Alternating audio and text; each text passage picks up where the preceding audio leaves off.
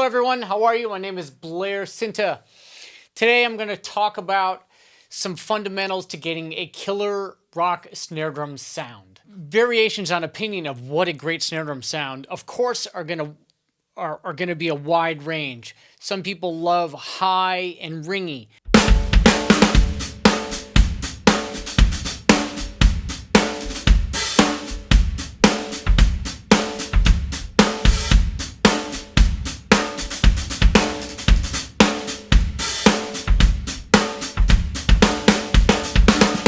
Some people love low and fat.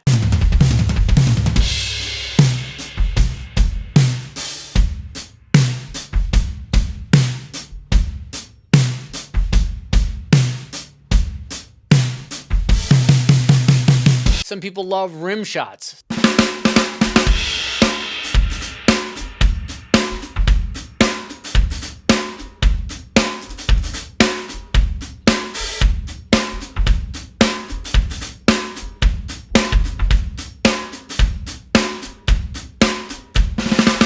Some people love hitting the drum in the middle.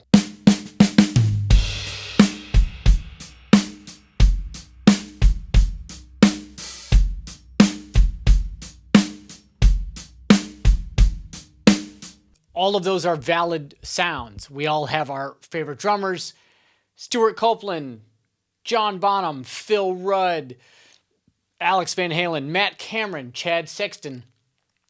These guys, these drummers all have great rock signature snare drum sounds.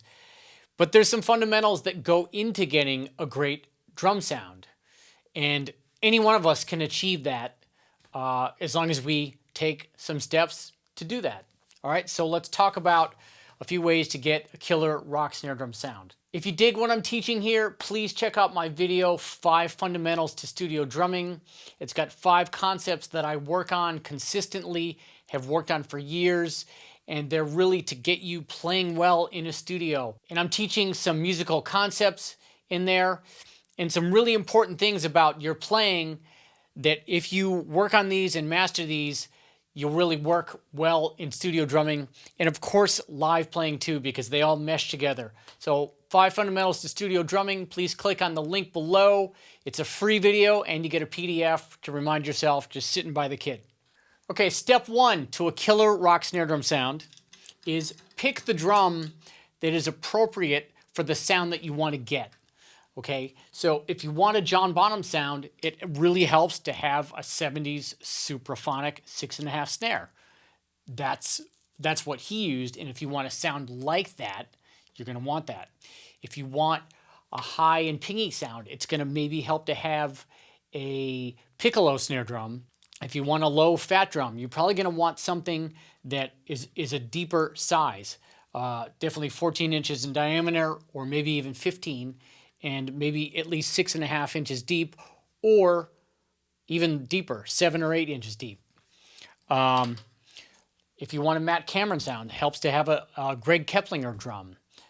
If you want a jazz drum sound, even though we're talking about rock drum sounds, it helps to have, you know, a 5-inch wood drum maybe, or maybe a supraphonic, something that does that sound well. So have a drum that does the sound that you want, and then you're going to be partway there. 2, learn how to tune the drum well. I think it would be very rare case to say that any great rock drum sound is a drum that's tuned badly.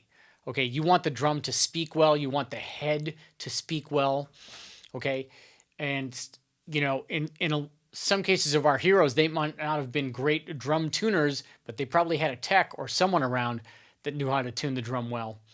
Okay, so learn to tune your drum at the pitch you want, whether it's low, whether it's high, whether you need tape on it to dampen it down, or if you need it wide open. Okay, so tune it the way you need to, and tune it well, along with the drum you have, and I would say you're most of the way there. Step 3, hit it consistently the way that you want. Hit the drum the way that you want it to sound. If you want a rim shot, hit a rim shot every time. If you want to hit it in the middle, hit it in the middle. every time. If you want a ringy sound, hit it near the edge. It brings out the ring, and with the rim.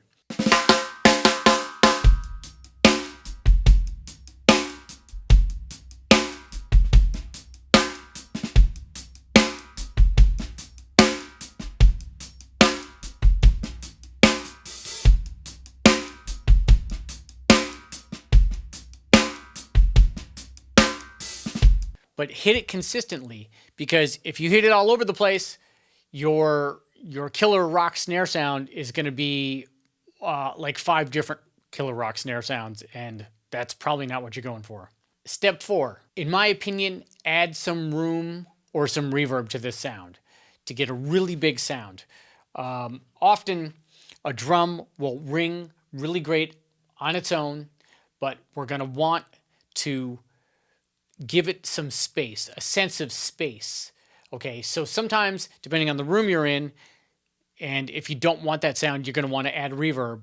But if you add space, a big space to your sound, then your drum starts to sound larger than life.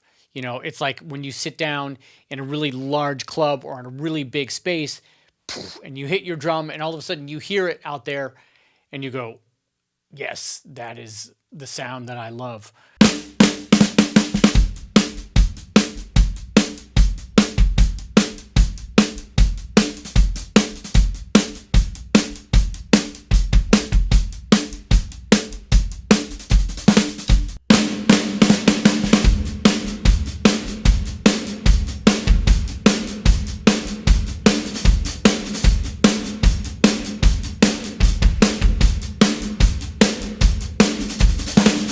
Okay, so we need to recreate that, especially in studio environments. So add room appropriately to your snare drum sound, whether that means bussing your snare, to some parallel compression, or to a reverb. Okay, it's going to sound bigger. I remember one of my big revelations was hearing reverb on Back in Black, and that's such a dry drum sound. And then I realized, wow, there is reverb on that snare. So step 4, add reverb or room to your snare sound. So follow these 4 steps. I can guarantee you, if you do these things, you will get a great sound. Hitting the drum consistently takes practice. Learning how to tune takes practice. Okay, these things take time, and oftentimes it takes playing in live scenarios a lot to develop a very consistent sound. But these are the steps that you're going to want to take to getting a killer rock snare drum sound, and I hope that helps you. All right, take care. My name is Blair Cinta. Again, 5 fundamentals to studio drumming. If you liked what I'm teaching here, it's free. Goodbye.